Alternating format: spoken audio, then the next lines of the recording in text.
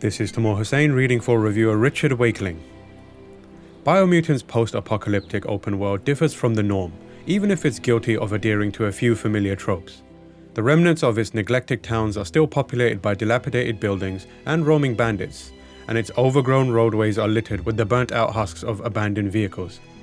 But Biomutant also utilizes a vivid color palette that makes its verdant fields and picturesque red mountains pop with the kind of striking vibrancy that's rarely associated with the apocalypse. Throw in some furry anthropomorphic creatures, and Biomutant's character design and general style is certainly atypical of the genre. Yet it also consists of a mishmash of fairly obvious influences, from a Breath of the Wild-esque structure to combo-driven combat that's similar to Devil May Cry, and other familiar elements from the likes of Fallout, Max Payne, and Borderlands. It's a flavorful petri dish for sure, but there are plenty of uneven and drab aspects to its overall design and structure. The mixture between old and new ideas doesn't always sit right, but Biomutant also manages to carve out its own identity amid its many inspirations.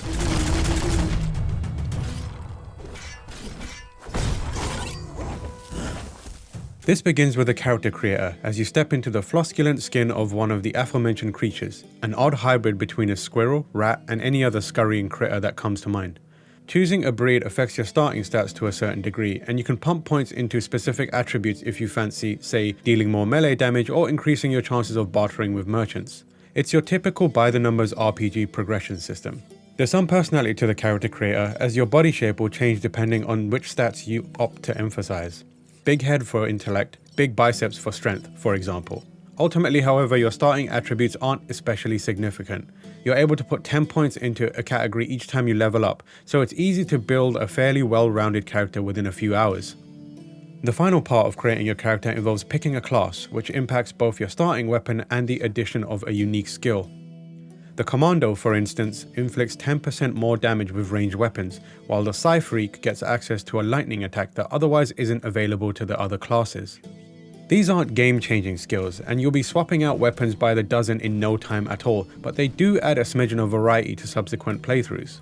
The latter example is also one of the few instances where Biomutant will lock you out of using a specific ability. In other cases, even if you pick a class such as a rogue like Saboteur, you're still able to use psi powers and biogenetics and wield any of the available weapon types, so there's plenty of freedom to play the game how you want. The only other time you're unable to lock certain abilities when you come across psi powers that are dependent upon your aura alliance. Biomutant's aura system is split into light and dark sides, with good and bad deeds affecting your standing in each. It's a typical morality system, with your deeds and dialogue choices impacting how others see you. You're not locked into either light or darkness once you start going down one path, so there is some flexibility to play as a morally grey character and dabble in both sides of the spectrum. In truth, the majority of your choices have insignificant impact on Biomutant's story. The biggest decision you'll make occurs within the game's first hours, as you're asked to align with one of two tribes. While the obvious light-sided tribe wants you to unite other clans and defeat the 4 deadly world eaters to save the world, the dark-sided tribe would prefer you did the opposite by conquering the other clans and defeating the world eaters to cleanse the world and start anew. This essentially sets up your overarching objective and impacts the ending you'll get if you decide to stick to your chosen path, but doesn't change the missions you'll embark on to get there. Beating the world eaters and capturing the other tribe outposts makes up the bulk of the game either way, and the narrative just isn't interesting enough to make your choices feel meaningful. The story contextualizes your progress and gives you a reason to push on, but there's little else to it. The presence of an amiable narrator is a nice touch, and this omniscient voice does add a dash of personality to the game. It's a bridge. Just get over it. The narrator also acts as a translator for every character in the game, which does mean characters struggle to stand out since they all share the same voice. Best be careful.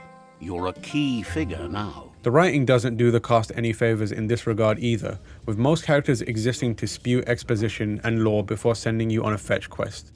It's clear that a lot of effort was put into fleshing out the backstory of this post-apocalyptic world, or at least throwing in as many kooky names as possible. But being told about it via a verbal salvo that foregoes any sense of character isn't an engaging way to absorb it, particularly when adopting the tell don't show approach.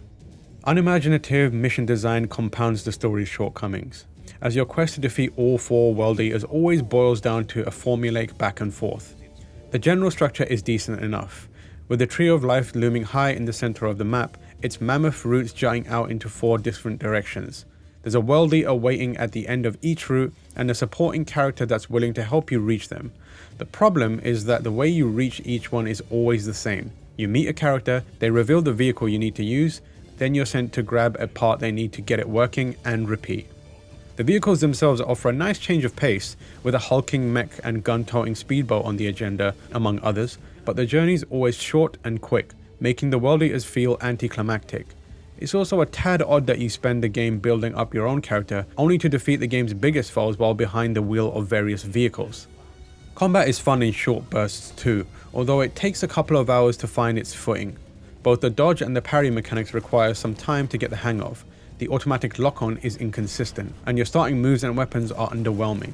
Once your arsenal opens up and you attain a few more combos, the combat begins to find its groove, albeit one that is dictated by routine. You're always equipped with both melee and ranged weapons, and each weapon type has its own simple combos. If you perform 3 different combos in the middle of a fight, you can enter a state of Super Wong Fu, where you're able to pummel enemies with a rapid barrage of attacks, soar through the air in bullet time to rain down shots, or deliver a devastating ground pound to disperse crowds. Combat is built around reaching Super Wong Fu, so most fights consist of the same 3 combo routine. This isn't necessarily a bad thing, but your repertoire of combos isn't particularly expansive. Psi powers and their mutated biogenetics add more variety to the combat, allowing you to blaze a trail of fire or encase yourself within a mucus bubble that enemies will be helplessly sticking to.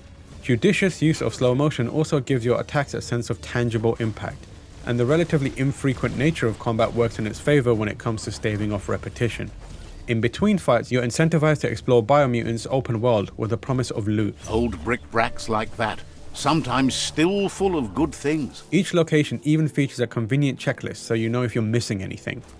Although you'll occasionally find new weapons and armor when scavenging through the wreckage of derelict buildings, loot is more geared towards attaining better materials, since the best weapons in the games are ones that you make yourself. Biomutant's crafting system is dynamic, with an almost limitless amount of concoctions available for you to build. The items you make are essentially repurposed garbage, as you use whatever rusty contraptions you can get your hands on, whether it's an oversized toothbrush that was previously attached to a billboard, or the handle of a broken vacuum cleaner. Experimenting with different combinations that shouldn't work is part of the crafting system's charm, and provides you with a sense of ownership over your nonsensical inventions. As long as it does the job. Having said that, both melee and ranged weapons are split into distinct categories, such as one-handed slash, automatic rifles, and so on. The weapons within these categories don't feel all that different from one another, which does take some of the shine off the crafting system. Charging into battle with a new weapon that has an enhanced damage number is still inherently satisfying though. Biomutant often has these moments where its systems don't quite cooperate and you end up with something uneven.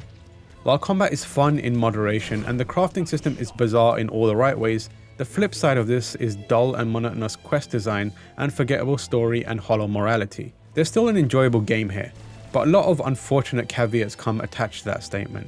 While it might not always hit the mark, Biomutant is an ambitious but flawed game from a small studio, and the games industry could always use more risky endeavors like this one.